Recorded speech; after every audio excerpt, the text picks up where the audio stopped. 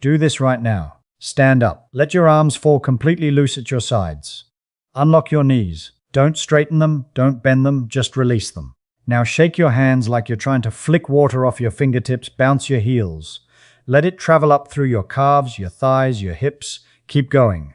10 seconds. Feel that? A faint heat crawling across your skin. A tingling at the edges of your fingers. Something in your chest that feels slightly less tight than it did 30 seconds ago. That wasn't random. That wasn't nervous energy. That was a system activating. And most people have no idea it exists inside them. Here is what just happened inside your body. Your muscles contain sensors. Not the kind that detect pain or temperature, a different kind entirely. Proprioceptors, mechanoreceptors, Golgi tendon organs. They are position sensors, motion detectors, vibration readers embedded inside every tendon, every joint capsule, every square centimeter of connective tissue in your body. When you shook your hands just now, you fired millions of them simultaneously. That signal travels up your spinal cord not as a whisper, as a flood. And the spinal cord has a gate. There is a structure in your nervous system called the dorsal horn, a relay station in your spine that decides which signals get priority access to the brain. Mechanical input from motion and vibration travels on the largest, fastest nerve fibers your body has. Beta fibers, myelinated, rapid. Anxiety signals, pain signals, the slow chemical burn of cortisol and adrenaline. Those travel on smaller, slower fibers. When you flood the gate with high-volume kinetic input, the mechanical signal physically crowds out the stress signal.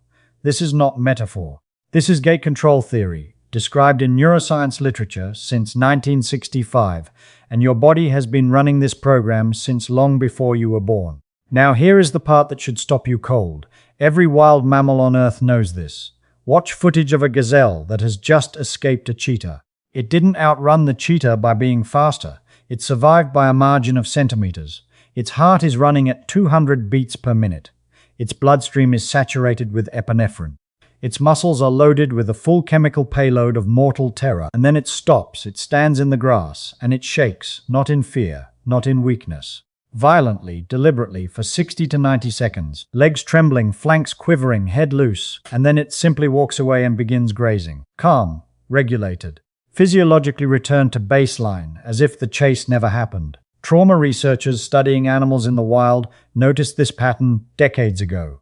The tremoring is not a side effect of the experience. It is the completion of it. It is the nervous system running its own shutdown sequence, burning off the residual adrenaline, signaling the brainstem that the threat has passed, and physically unlocking the muscles from the defensive contraction they had been holding. Wild animals do not get post-traumatic stress disorder. Humans do, and the difference is almost embarrassingly simple. We stopped shaking. Not because our biology changed. The mechanism is still in there. It lives in your brainstem, in the primitive architecture of your nervous system that formed before language, before cognition, before civilization. The psoas muscle, a thick rope of tissue running from your lumbar spine down through your pelvis, is sometimes called the fight-or-flight muscle because it is the first muscle to contract when your body perceives danger and the last one to fully release. It holds the pattern of every stressful event you have not fully discharged. It carries the memory of the argument you sat through without moving, the presentation where you forced yourself to appear calm, the moment of shock where you held your breath and locked your jaw and told your body to be still. And this is where the story turns. We were taught that stillness is the cure for anxiety. Sit down. Breathe slowly. Don't let them see you shake. The cultural instruction is almost universal.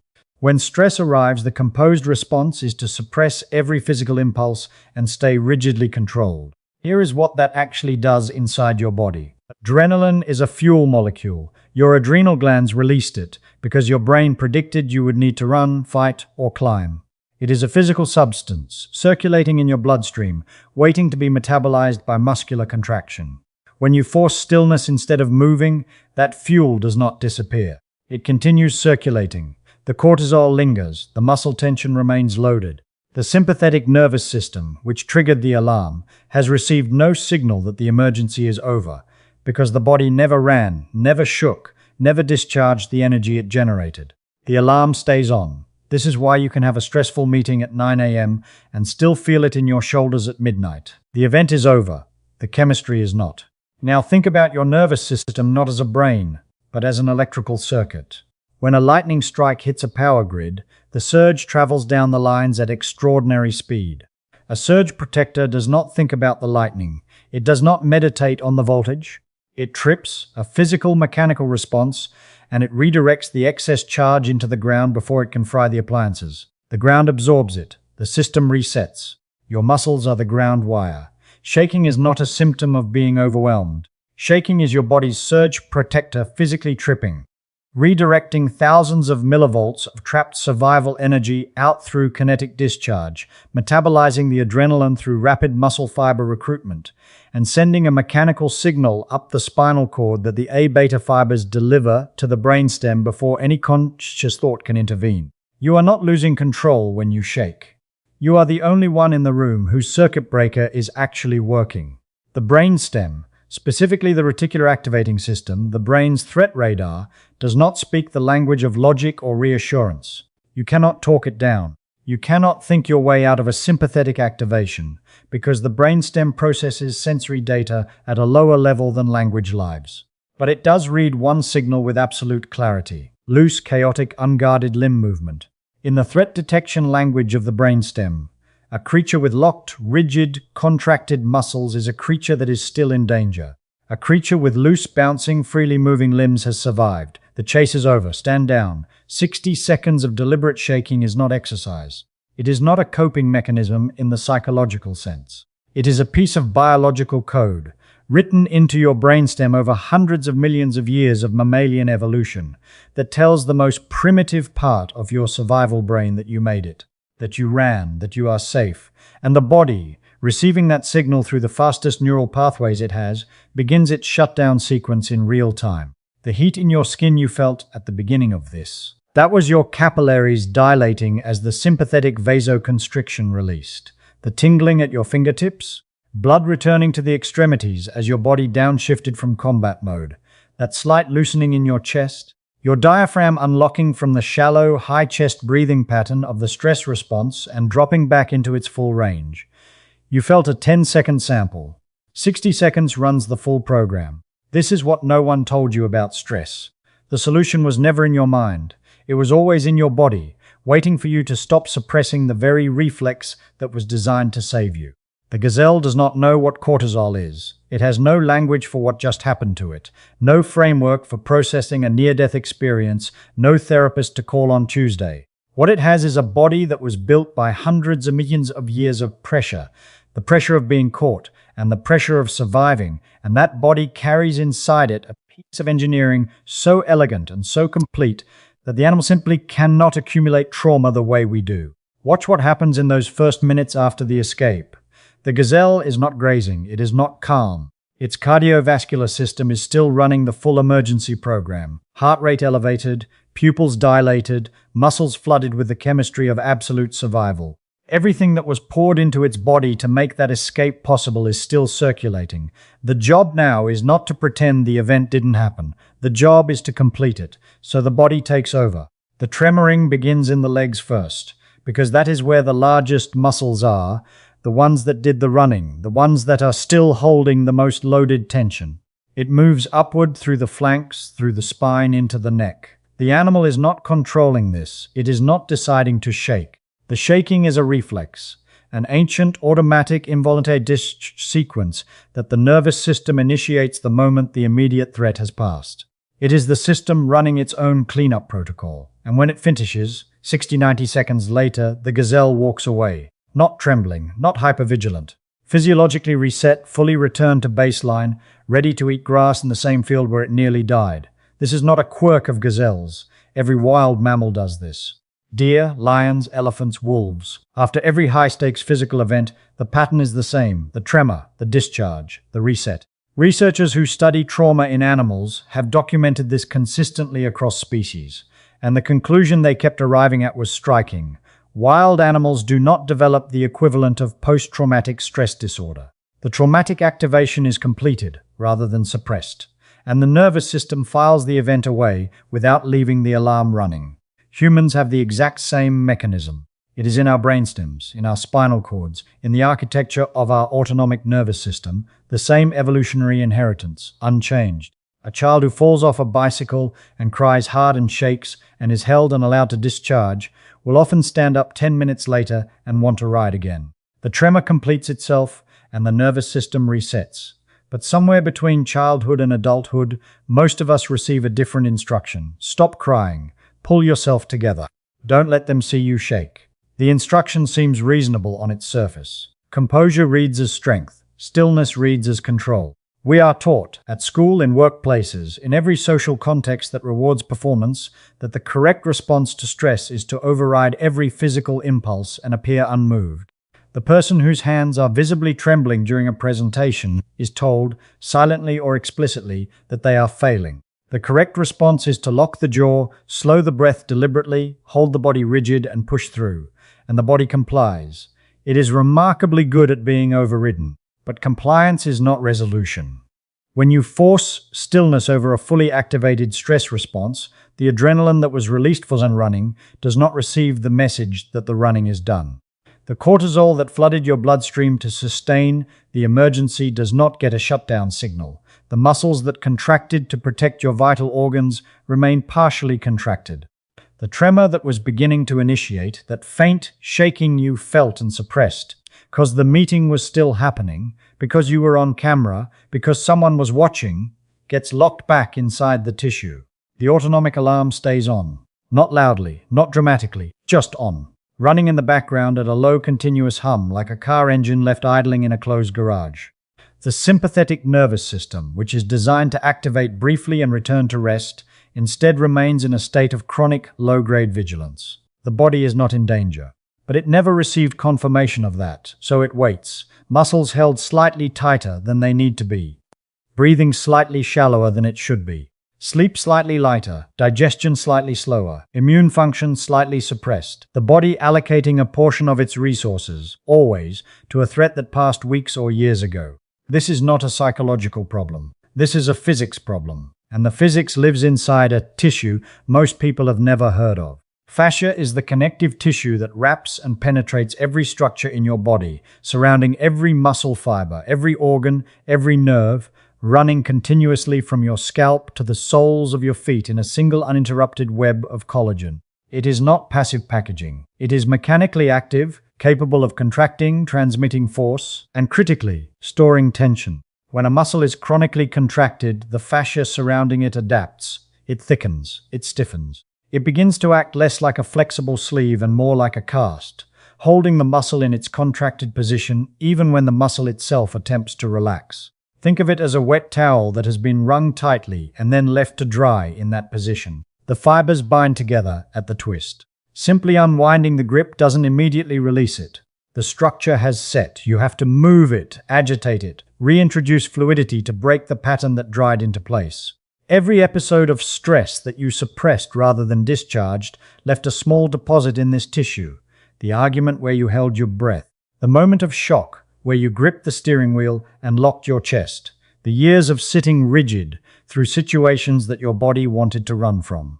The fascia holds the physical record of all of it. Not as memory in the psychological sense, but as compressed mechanical tension stored in collagen fibers that have adapted to the shape of your chronic stress.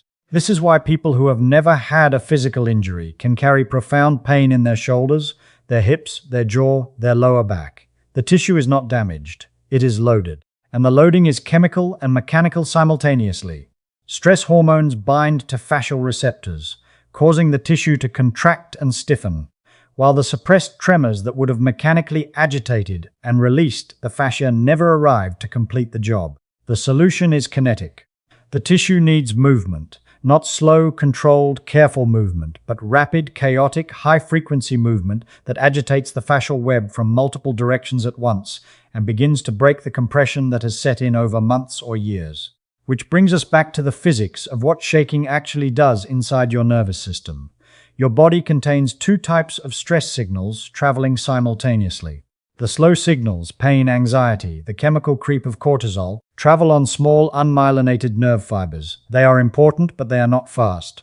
The fast signals, vibration, pressure, joint position, movement, travel on large, heavily myelinated A-beta fibers that conduct at speeds up to 70 meters per second. When both types of signal attempt to pass through the same relay station in the dorsal horn of your spinal cord, the gait does not treat them equally. High volume, high-speed mechanical input from the large fibers physically competes with and suppresses the transmission of the slower stress signals. This is gait control theory, and your body has been running it since before you were born. When you shake your body vigorously, you are not gently stimulating a few nerve endings. You are firing millions of mechanoreceptors simultaneously. The Ruffini endings in your joint capsules detecting stretch, the Pacinian corpuscles in your deep tissues detecting vibration, the Golgi tendon organs monitoring the rapid load cycling through your tendons, the muscle spindles tracking the constant change in muscle length. The spinal gate receives this signal as an overwhelming flood of non-threatening kinetic data and responds accordingly. The anxiety signal gets crowded out, not suppressed by willpower, physically outcompeted by volume. And simultaneously in the muscle tissue itself, something metabolic is happening. Adrenaline, epinephrine, is not just a feeling, it is a molecule. A real physical substance synthesized in your adrenal glands and released into your bloodstream to prepare your body for extreme physical output. Its job is to make you capable of running or fighting at maximum capacity. It does this by increasing heart rate, dilating the airways, shunting blood to the large muscles, and flooding those muscles with glucose for immediate energy. The molecule is designed to be burned. When you run from the threat, the muscular contraction of running metabolizes the epinephrine. The fuel is consumed, the molecule breaks down, the bloodstream clears. But when you sit still through a stress response, when the alarm fires and the adrenaline releases, and you do not move, the molecule stays. It circulates, unmetabolized, continuing to stimulate the cardiovascular system, continuing to keep the muscles primed, continuing to signal urgency to a body that has nowhere to direct the energy. Shaking rapid fires your muscle spindles, the tiny stretch sensors embedded within the muscle fibers themselves, causing rapid repeated cycles of contraction and release throughout the muscle tissue. This is not the slow, sustained contraction of isometric tension. It is high-frequency cycling, and it is exactly the mechanical condition under which the enzymes responsible for breaking down stress hormones operate most efficiently. The adrenaline gets burned. Not slowly, not partially, rapidly and completely, the way it was always designed to be metabolized, through the physical movement that the chemistry was preparing you for all along. The heat you feel when you shake, that is the metabolic byproduct of the fuel burning. The flush in your face, the tingling at your extremities, the warmth spreading across your shoulders, those are the physical signatures of your body clearing the chemistry of a stress response that may have been sitting in your tissue since this morning, or since last year, or longer. 60 seconds, that is all the protocol requires. Not meditation, not breath work, not suppression, not willpower, not talking yourself into feeling calm while your body remains loaded. Just the movement your body was already trying to make, finally allowed to finish. There is one muscle that holds more of this story than any other. You cannot see it from the outside. You cannot feel it directly with your fingers. It sits deep inside your body, running from the lumbar vertebrae of your lower back, through the pelvis, and down to attach at the top of your femur, the thigh bone. It is the psoas, and it is the largest, deepest hip flexor in the human body. Anatomists sometimes call it the fight-or-flight muscle, not as a metaphor, but as a functional description. When your brain perceives threat, the psoas is among the first structures to contract. It pulls the torso forward and the knees upward, the beginning of a running stride, or the beginning of a fetal curl.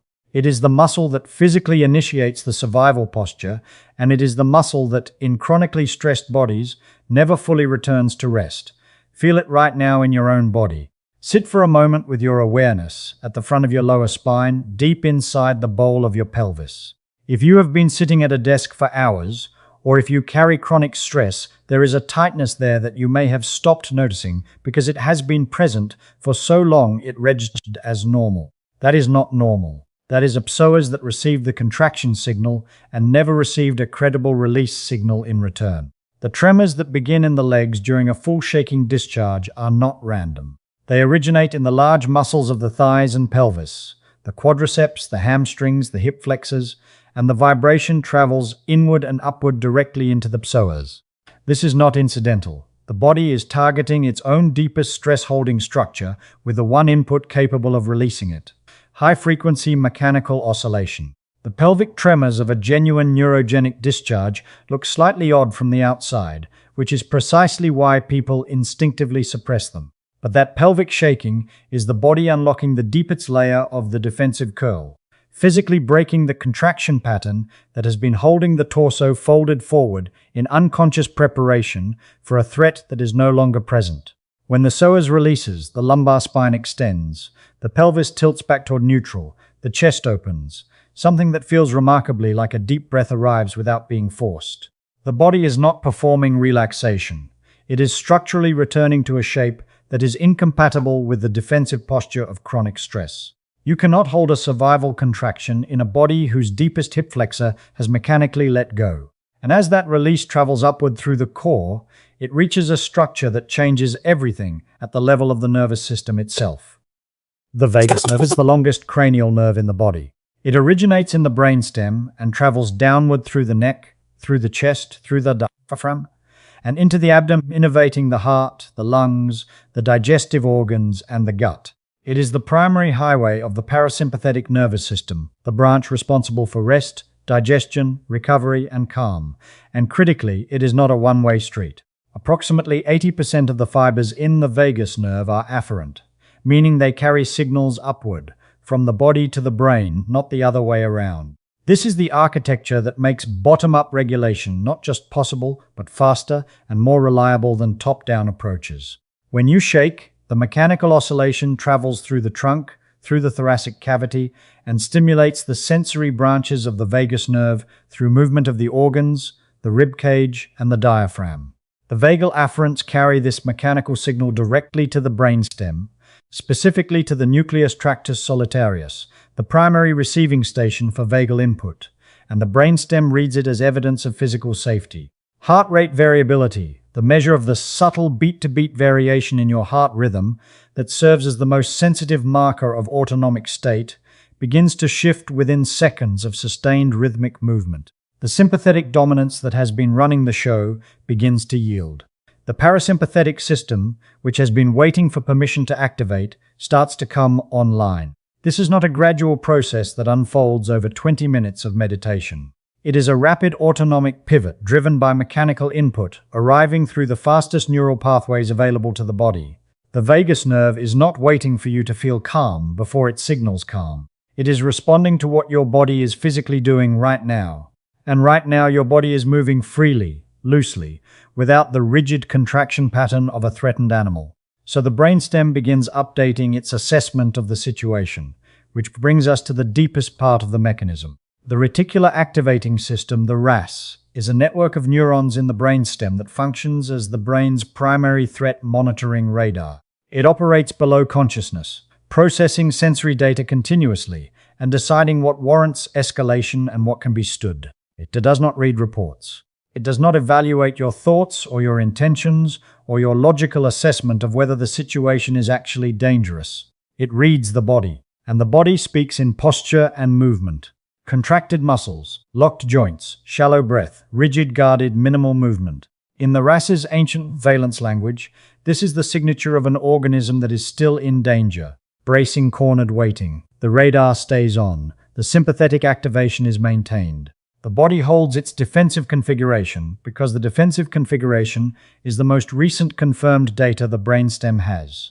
Loose limbs tell a completely different story. When your arms are swinging freely, when your knees are bouncing without bracing, when the movement of your body is chaotic and unguarded in the way that only a safe animal moves, the RAS receives this data and begins its de-escalation sequence. Not because you told it to, because the mechanical evidence is unambiguous. A prey animal mid-escape does not swing its limbs loosely. A threatened creature does not bounce. Free, unguarded, high-frequency movement is the kinetic signature of an organism that is not being hunted, and the brainstem treats it as such. The radar begins to stand down. The alert level drops. The body receives the internal signal it has been waiting for, not from a thought, not from a breath, but from the simple physical fact of moving freely in space. And as the brainstem de-escalates, the vascular system follows. During the stress response, the body makes a ruthless set of circulatory decisions. Blood is shunted toward the large skeletal muscles and away from the periphery, the gut, and the skin. Capillaries in non-essential areas constrict. The lymphatic system, which has no pump of its own and relies entirely on muscular movement and pressure changes to circulate, slows significantly. Metabolic waste products. The cellular debris left behind by rapid energy expenditure, the breakdown products of stress hormones, the inflammatory cytokines triggered by cortisol, begin to accumulate in the tissue. This is partly why the body feels heavy and stiff after sustained stress. It is not entirely psychological. There is a fluid mechanics problem occurring in the tissue itself. Shaking resolves it mechanically. The rapid, rhythmic contraction and release of the muscles acts as a biological pump, compressing and releasing the tissue dozens of times per second, creating pressure gradients that drive lymphatic fluid through the capillary beds and back into circulation. The metabolic waste gets flushed. The inflammatory markers get cleared.